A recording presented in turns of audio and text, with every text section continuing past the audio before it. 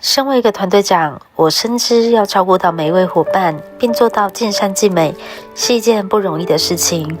但我始终相信，用真心和真诚去对待每一个人，才是我对大家最负责任的态度。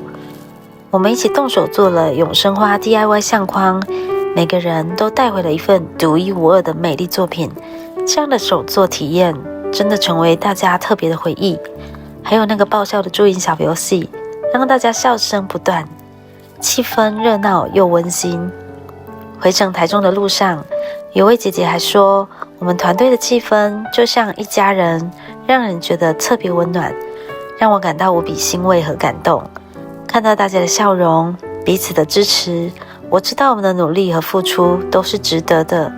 谢谢每一位愿意跟随、一起努力的伙伴，因为有你们，我们才能够一起成长，一起创造更多美好的回忆。让我们继续携手前行，迎接更多的精彩与挑战。如果你也在寻找一个有爱、有温度的事业团队，欢迎加入我们，让我们一起携手前行，创造更多美好的未来。